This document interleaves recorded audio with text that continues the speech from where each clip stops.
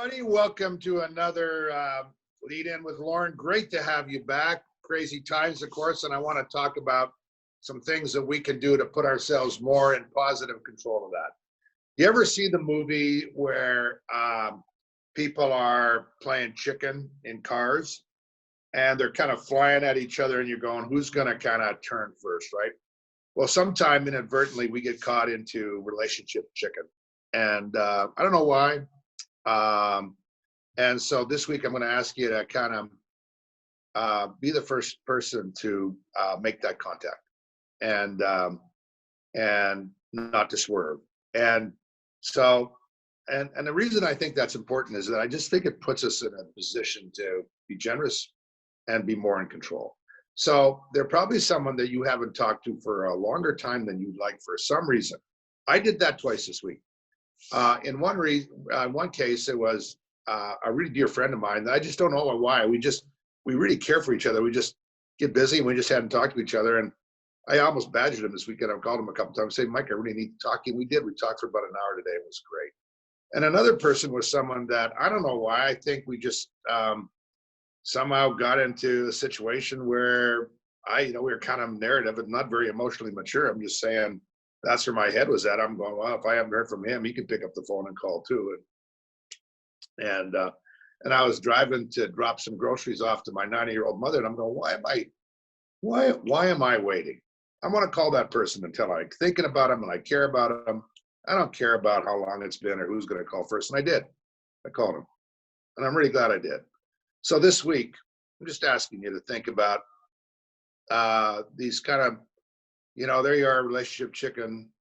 Be the first to have contact. And secondly, I want to just ask you to think about learning something about working remotely.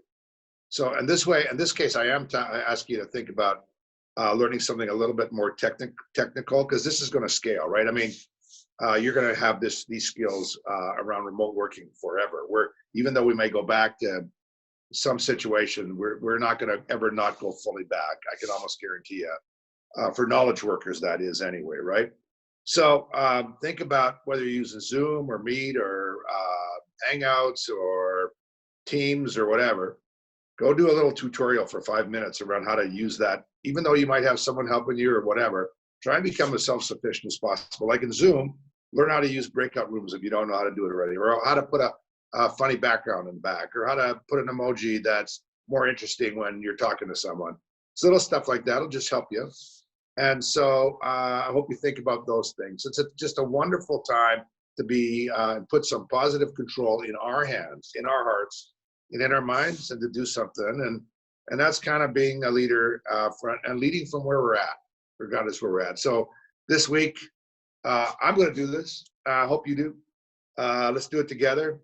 Next week when you come back, I've got some really cool tips from real world teams that have been working remotely for a long time. And they're really cool, and I'm going to share those with you. But this week, make those contacts. Make them. One or two. One's great.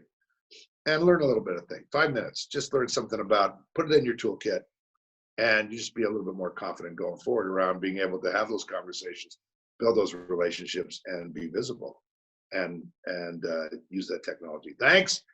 Hope you enjoy our new fancy light we got. Just hang out with us in our socials. Kind of hang with us. Make us better. You always do. LorneRubis.com. Watch for a new course coming our way, and hanging out with us. Bye for now. See you next Monday.